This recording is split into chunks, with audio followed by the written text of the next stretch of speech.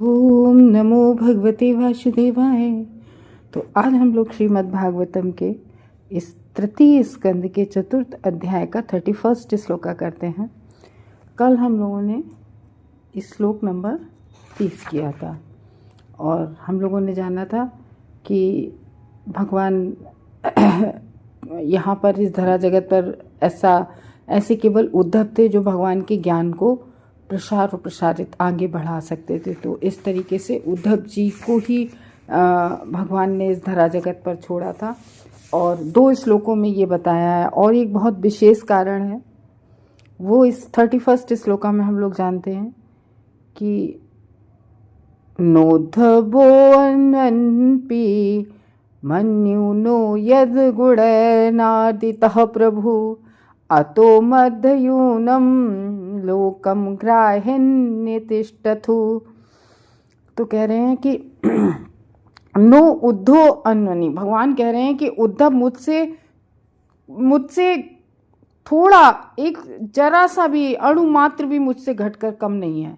यानी कि उद्धव में जो क्वालिटी हैं वो बहुत उच्च कोटि की हैं। और वो कैसी हैं, क्योंकि वो कैसे हैं, वह प्रकृति के गुणों द्वारा कभी भी प्रभावित नहीं होते। हम सब इतने भौतिक जगत में जितने भी लोग हैं वो प्रकृति के जो 3 गुण है, सतोगुण, रजोगुण, तमोगुण, हर व्यक्ति किसी न किसी गुण से प्रभावित बने ही रहता है। और जिसने अपनी इंद्रियों को जीत लिया, जितेंद्रिय, तो जैसे वो वैसे वही कहलाता है जो तीनों गुणों से परे हो गया हो। जैसे भगवान है, भगवान को निर्गुण क्यों कहा जाता है?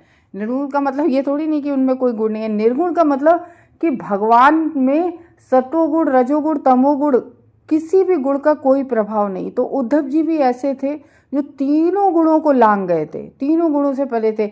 इसी तरीके से हम लोगों को कोशिश करनी चाहिए कि अगर तमोगुण में है तो धीरे धीरे उठकर रजोगुण में आना चाहिए, रजोगुण से उठ के सतोगुण में आना चाहिए, और अगर कोई व्यक्ति सतोगुण में है तो उसको शुद्ध सतोगुण में आना चाहिए।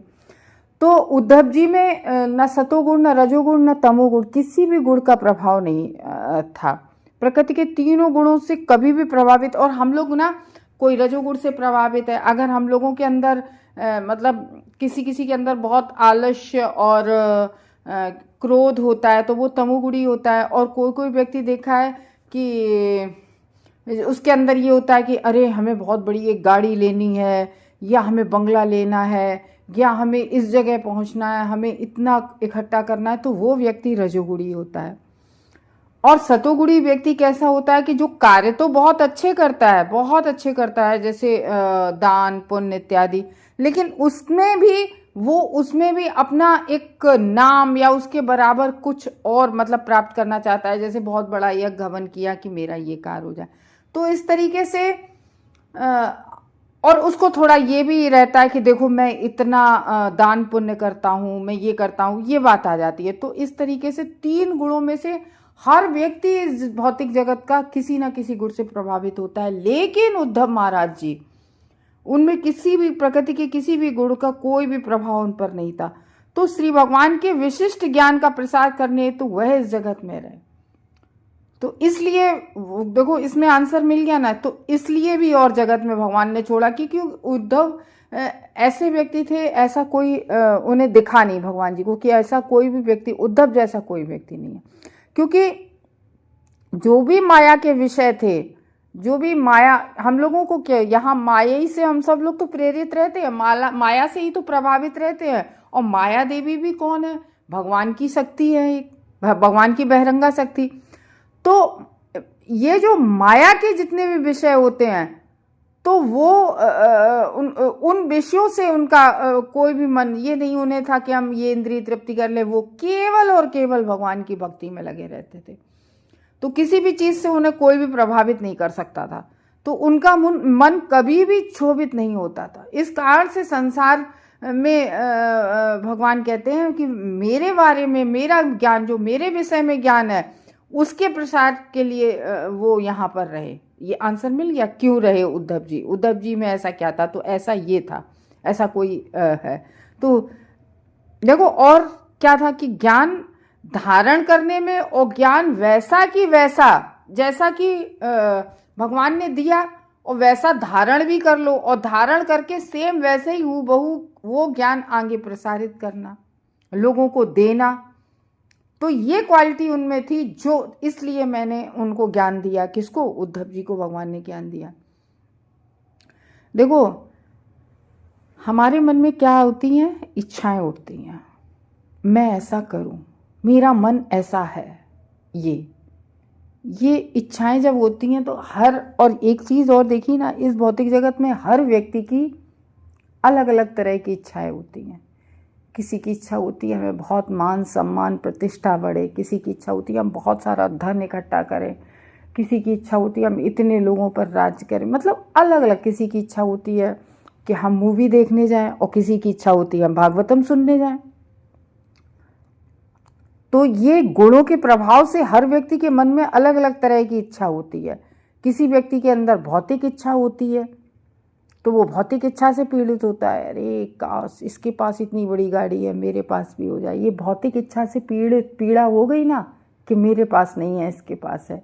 तो कोई आध्यात्मिक इच्छा के आनंद में डूबा रहता है कि भाई हमने भागवतम सुनी और हमें भगवान के रूप गुण यश लीलाओं का वर्णन सुना, उसमें ही व्यक्ति आनंदित रहता है, भगवान का नाम जप करता है, उसको बहुत आनंद मिलता है।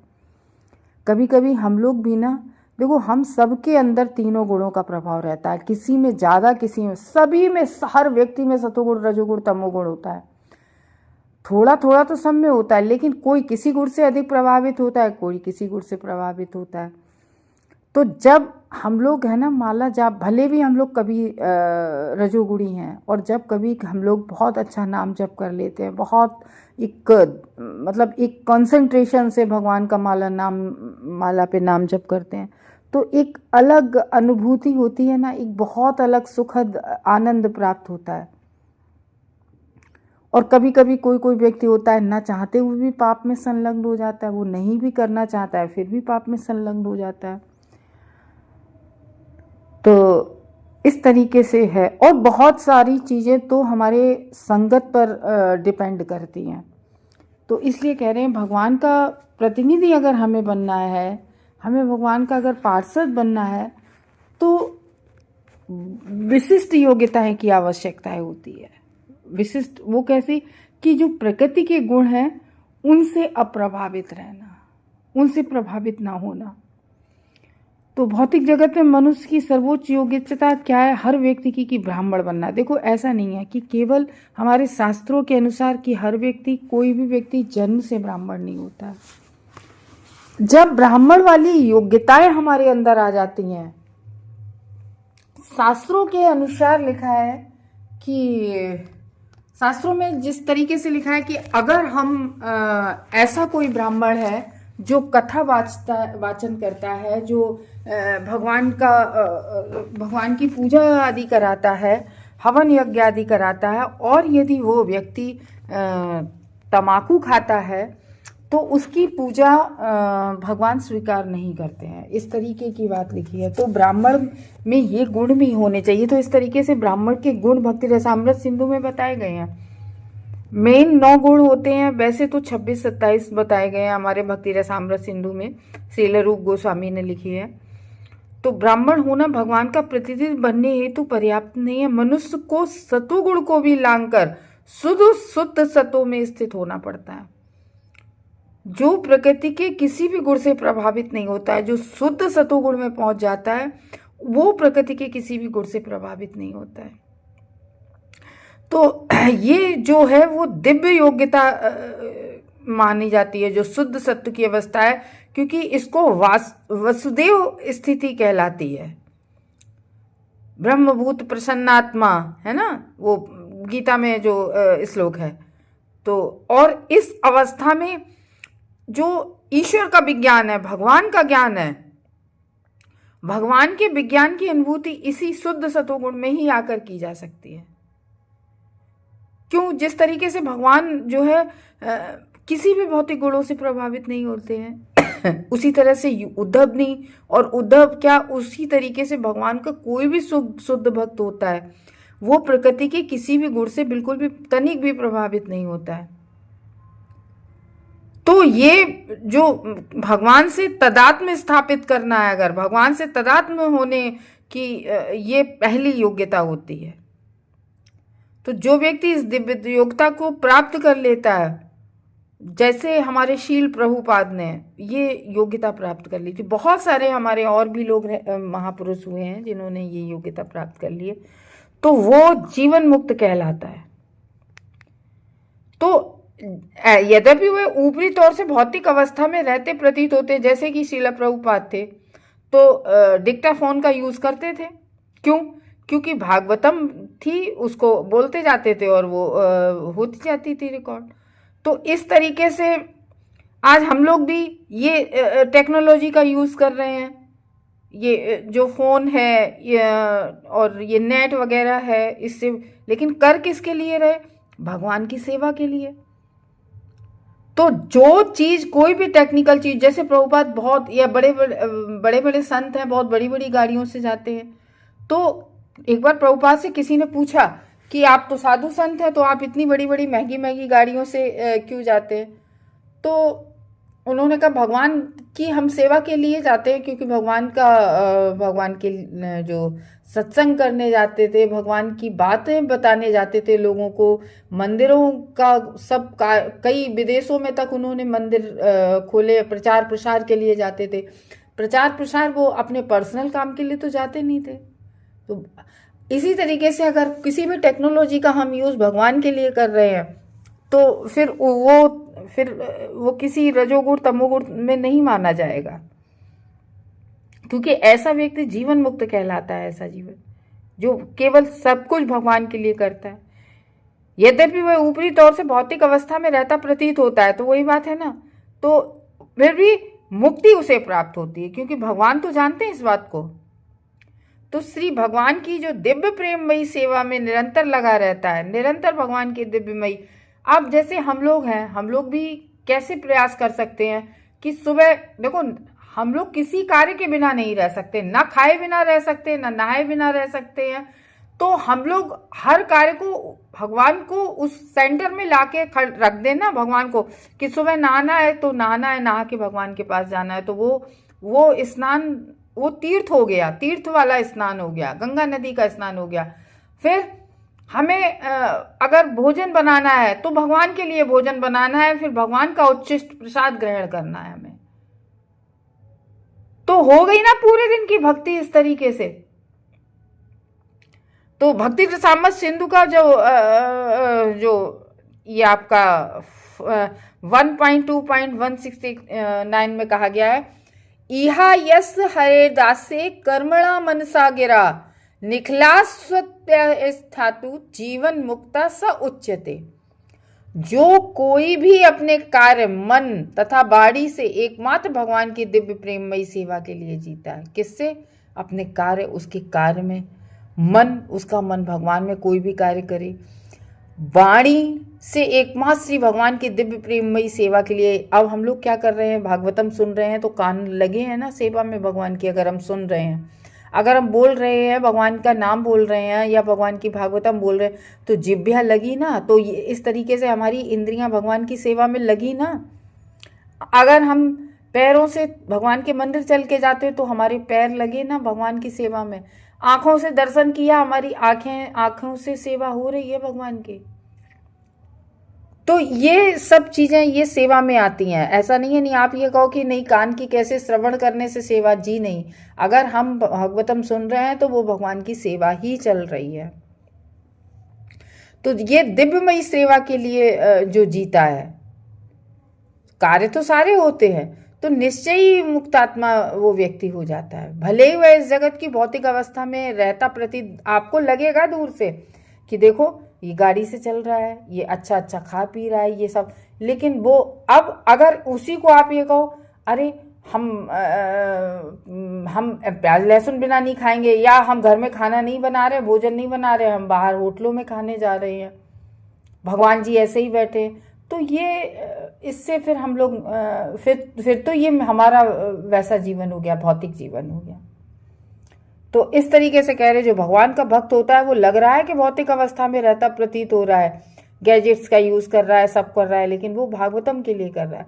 तो उद्धव ऐसे ही दिव्य पद को प्राप्त थे, तो इसलिए उन्हें इस जगत की दृष्टि से भगवान की शारीरिक अनुपस्थिति श्री भगवान का वास्तविक प्रतिनिधि भगवान ने अपना चुना। इसी तरीके से इस भौतिक जगत में भगवान अपना प्रतिनिधि चुनते हैं।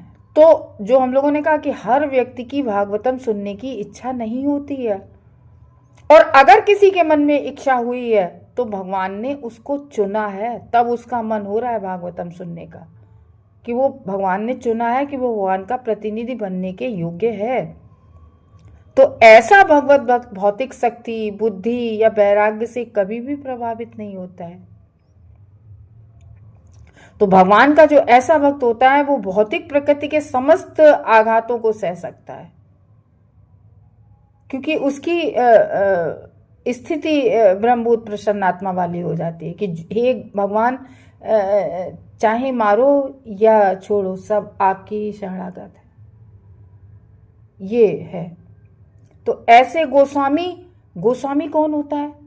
गोस्वामी कौन होता है? गोस्वामी उन्हीं को तो कहते हैं जो अपनी इंद्रियों पर कंट्रोल कर ले, वो गोस्वामी होता है। गो मीन्स इंद्रियां, स्वामी मीन्स इंद्रियों का स्वामी, यानी कि इंद्रियां तो मचल रही हैं कि चलो हम मूवी देखने चलते हैं, लेकिन नहीं, स्वामी हम तभी हुए, नहीं भागवतम सुनेंगे, मूवी देख के क्या होगा ऐसे कि चलो होटल में खाना खाएं, नहीं, होटल में क्यों खाएंगे भाई, बढ़िया भगवान का प्रसादम बनाएंगे घर में, भगवान को भोग लगा के भगवान का उच्चिष्ट खाएंगे। तो इस तरीके से जो ये गोस्वामी वाली अवस्था होती है। तो ये श्री भगवान के दिव्य प्रेम में संबंधों के रहस्यों में प्रवेश ऐसे लोग पा सकते हैं, जो गोस्वामी लोग होते हैं, जो अपनी इंद्रियों पे कंट्रोल करना जानते हैं, ऐसे लोग गोस्वामी बनते हैं। तो इस तरीके से बता रहे हैं, उद्धव ही ऐसे उन्हें भगवान जो तीनों गुणों के परे थे, इसलिए उद्धव को और सारे यदुवंशी का संहार हो गया था, इसलिए भगवान ने उद्धव। तो इस जगत में जो भी हमारे साथ हो रहा है या भौतिक जगत में हो रहा है, ये सब भगवान की इच्छा से हो रहा है। हमारी जीवन में भी जो कुछ होता है, हम कहते हैं कि अरे ये इसने किया, अरे इस व्यक्ति ने हमें सताया है, इस व्यक्ति ने हमें गाली दी, इस व्यक्ति ने, तो हम कहते हैं नहीं, हम इस जन्म में तो हम किसी के साथ बुरा नहीं किया और ये हमें ऐसे गाली दे रहा है। तो हम नहीं देख पा रहे हैं कि हमारे प्रारब्ध क्या है, पिछला कुछ हमने भी उसके साथ गलत किया होगा, तो वो मेरे साथ होगा, वो भगवान का फेंका हुआ एक वो है। और बहुत अच्छी है, जब भगवान की हम भक्ति करने लगते हैं तो भगवान उसको बहुत कम में निकाल देते हैं। और अगर नहीं है हमारा प्रारब्ध, और तो अगर कोई हमें गाली भी दे रहा है और हम चुपचाप सुन के बैठ जाएं, हम उसका कोई प्रतिकार ना करें, हम उसको कोई जवाब ना दें, तो फिर भगवान फिर उसको भी देंगे दंड। तो इसलिए इसको कहते हैं कि ये अवस्था लाना बहुत कठिन होती है। ऐसा व्यक्ति ही शुद्ध भक्त बन पाता है और भगवान का प्रतिनिधि बन पाता है। तो ये स्थिति हमें अपने अंदर उत्पन्न करनी होगी अगर हम भगवान के पार्षद बनना चाहते हैं, भगवान के भक्त बनना चाहते हैं। तो ये है। तो उद्धव में क्वालिटी थी। जो क्वेश्चन पूछा था परीक्षित महाराज ने कि उद्धव ही क्यों रहे, सब चले गए, और भगवान ने भी उस श्राप को स्वीकार किया। तो इसलिए भगवान को तो जाना ही था और अपनी लीला को समाप्त करना था। लीला समाप्त हो गई थी, भगवान का धरा जगत का कार्य समाप्त हो गया था। तो यदुवंशी कौन थे? सब भगवान के भक्त, भगवान के पार्षद, भगवान के प्रतिनिधि, तो भगवान उनको सबको भी जाना था। तो इस तरीके से उद्धव जी रह गए भगवान के नाम का प्रचार प्रसार करने के लिए। हरे कृष्णा भक्तों।